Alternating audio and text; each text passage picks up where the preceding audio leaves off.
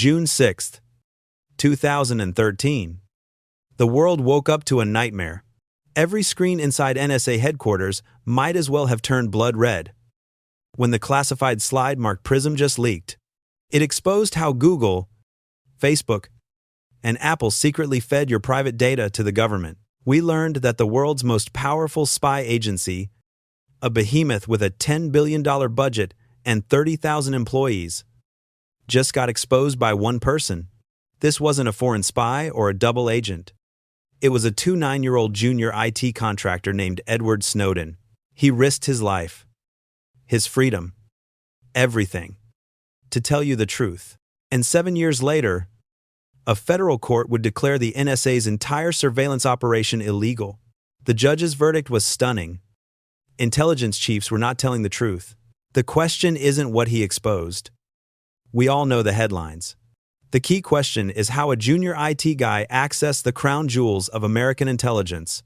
And why did this unprecedented leak, a supposed security disaster, actually make the world more secure? This is the story of how a conscience, a Rubik's Cube, and an encrypted laptop sparked a global digital revolution. This is the ultimate cybercrime documentary. Spring 2013. Oahu, Hawaii. Tourists were sipping Mai Tais on the beach, but inside a sterile concrete NSA facility, Edward Snowden sat in artificial light. He was just another IT contractor for Booz Allen Hamilton, a forgettable face among thousands. That's exactly why nobody noticed what he was doing for months. Every morning, Snowden would badge into his office. He wasn't just looking at metadata, like phone numbers and dates. He was watching the actual digital lives of millions flow across his screen. This included actual emails, real conversations, your Amazon purchases, and your 2AM Google searches for that embarrassing medical question. He discovered slides so classified that most of Congress didn't even know they existed.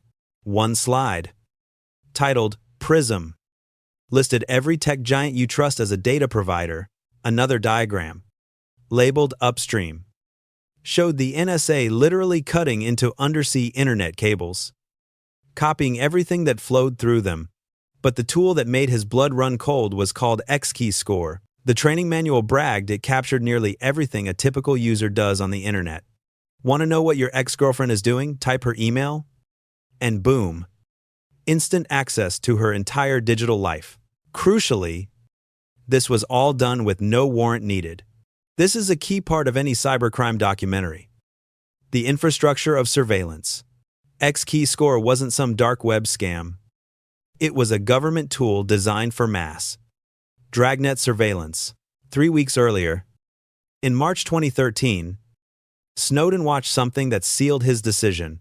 The Director of National Intelligence, James Clapper, sat before Congress. A senator asked him directly, "Does the NSA collect any type of data on millions of Americans under oath?" Clapper answered, "No, sir," not wittingly. Snowden stared at his screen that day. He was looking at absolute, undeniable proof that Clapper had just committed perjury. The NSA wasn't collecting data on some Americans. It was collecting data on everyone. Your calls, your texts, your location. All of it was stored in massive data centers in Utah, searchable forever. Night after night, he couldn't sleep. He had sworn an oath of secrecy, but what he was witnessing felt like watching a crime in slow motion. The thought that broke him was simple. What if his young nephew grows up in this world, a world where every text, every call, every mistake is recorded forever, where the government knows more about you than you remember about yourself? By late May, he made a decision that would change the world. He began transferring classified documents onto encrypted drives. He chose each file carefully to prove one thing: your government is lying to you. Snowden knew he couldn't just drop this information on a blog. He needed credibility. He needed the press. In January 2013, he created an anonymous identity and reached out to filmmaker Laura Poitras and Guardian journalist Glenn Greenwald. But Greenwald was a technological novice. He couldn't handle the necessary PGP encryption protocols.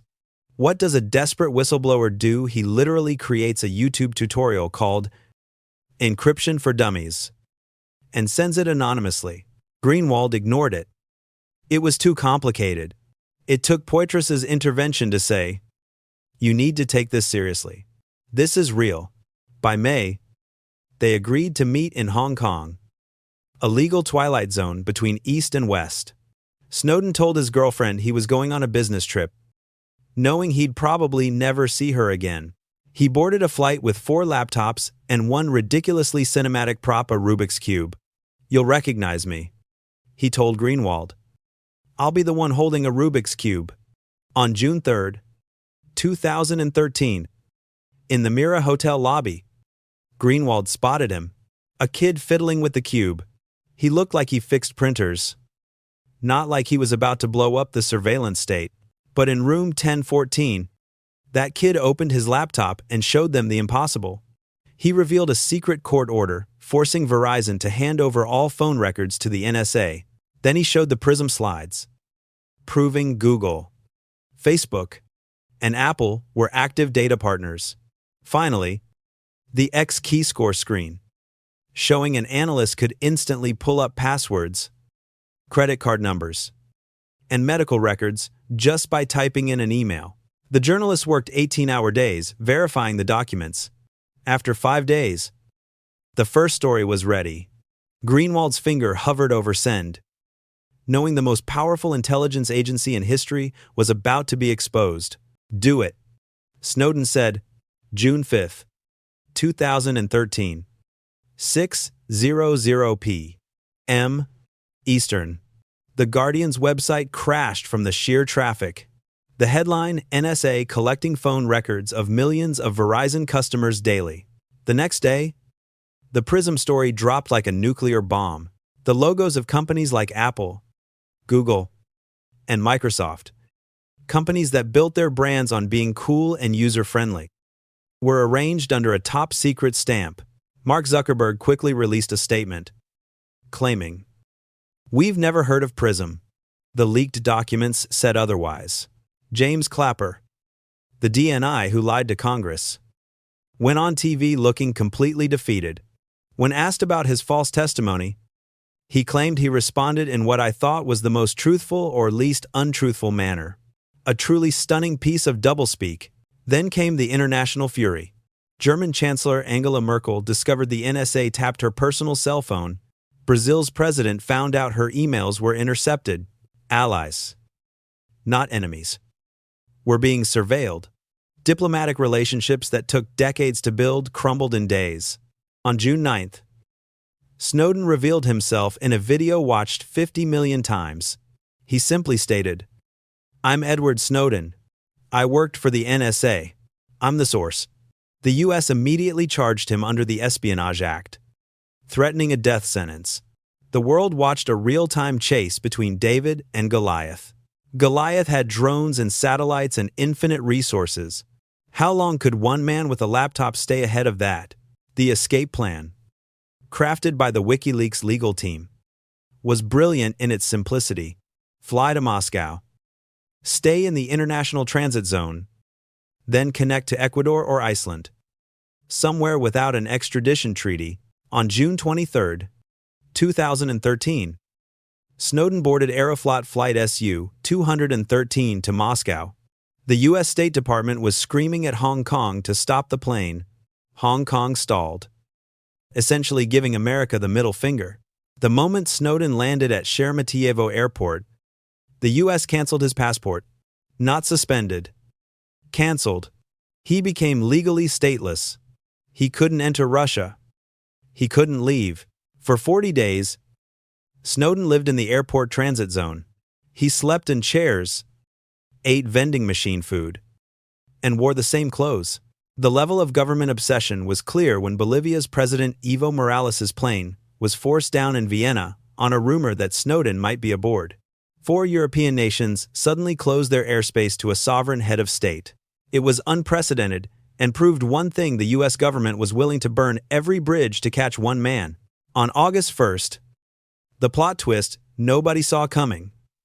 Russia granted him temporary asylum, not out of love for whistleblowers, but because embarrassing America was clearly worth more than American friendship. Snowden finally walked out of the airport and into a country he never planned to live in. He traded everything for one thing: the truth. The aftermath splits into two realities: traitor or hero. But facts don't care about opinions. And measurable, tangible changes happened because of his actions. The entire tech world was terrified of losing customers. They had to prove they weren't part of the spy game. Encryption became king almost overnight.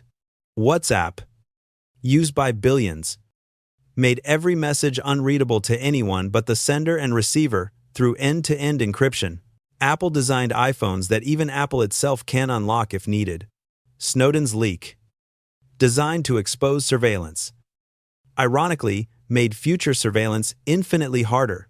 Politically, President Obama was forced to give a speech announcing reforms. In June 2015, Congress passed the USA Freedom Act, finally ending the NSA's bulk phone collection program. The ultimate vindication came on September 2, 2020. The U.S. Court of Appeals for the Ninth Circuit ruled the NSA's phone program was illegal. Always was. The judges went further to say that intelligence officials were not telling the truth. But the story doesn't end there. Snowden's leaks triggered a chain reaction that later unleashed the most devastating cybercrime wave in history. Remember that next great internet mystery? This is it. Unlike Snowden, who came forward to save privacy, the next group was pure digital chaos. In 2016, a shadowy, anonymous group calling themselves the Shadow Brokers emerged. They claimed to have hacked the NSA's own elite hacking team, known as the Equation Group. They stole their crown jewels, a massive cache of top-secret digital cyber weapons. These weren't just simple phishing tools. These were vulnerabilities the NSA had secretly discovered in popular software, like Microsoft Windows, and had kept secret for years. The shadow brokers didn't leak them for truth. They tried to auction them off on the dark web to the highest bidder. When that failed, they simply dumped them online for free. This catastrophic leak armed every cybercriminal, every rogue state, and every petty hacker in the world with state-of-the-art U.S. intelligence weapons. The result was global chaos. In May 2017, the world was hit by WannaCry. This massive, highly infectious ransomware attack exploited an NSA-leaked vulnerability called Eternal Blue. It instantly encrypted data on computers and demanded a Bitcoin ransom. It hit over 230,000 computers in 150 countries. It crippled hospitals in the UK, forcing ambulances to be diverted. It shut down factories, power stations, and telecommunications companies. A month later, a variant called NotPetya followed, causing billions in damage to shipping companies, pharmaceutical giants, and governments. The estimated cost of NotPetya alone was over $10 billion. This is how a government's secret surveillance tools became a criminal's weapon. The Snowden story showed the power of unchecked government surveillance. The shadow broker's story showed the danger of digital hoarding, keeping vulnerabilities secret, and leaving billions of citizens exposed. From the grand scale of the NSA to the micro level of a phishing attack designed to steal your credit card, the lesson is the same. In the digital world, you are the first line of defense. So, how do you fight back against the forces unleashed by these leaks and the ever-present threat of financial fraud mechanics? Here is your essential cybersecurity protocol to protect yourself from global cybercrime. First, zero trust. Treat every link as suspicious. Most dark web scams and major financial fraud start with a simple, convincing phishing email. If you receive an email, even from a company you know, that asks you to click a link or provide login credentials, stop. Do not click the link. Instead, independently navigate to the company's official website or use their official app. Reputable companies will not send urgent emails demanding passwords. Second, multi-factor authentication or MFA is non-negotiable. WannaCry's lesson was clear. Passwords can be stolen via leaks or brute force attacks. MFA, where you need a password plus a code from your phone, is your second lock. Enable MFA on every critical account: email, banking, social media, and especially password managers. Third, patch your devices religiously. NotPetya's lesson was also clear. Ransomware only worked because people had unpatched Windows systems. Always install security updates the moment they are available. These updates are often patches for the very vulnerabilities that the shadow brokers, and before them, the NSA, were exploiting. This is the single easiest way to stop the majority of sophisticated attacks. Fourth, backup off-grid. If ransomware hits, the hacker has your data. The only way to win is if you can say, "Keep it. I have a clean copy." Use the 3-2-1 backup rule: 3 copies of your data on 2 different media types, with 1 copy stored off-site, like a disconnected external hard drive or cloud service. Snowden proved that the systems meant to protect us were being used to surveil us. The courts eventually agreed, but the real victory wasn't political. It was technical. It forced the world into a new era of security, where encryption is a public necessity, not a niche tool. The question isn't whether Snowden is a hero or a traitor. The question is, do you have less privacy or more because of what he did? The answer, ironically, is that the chaos he unleashed forced us all to lock our digital doors.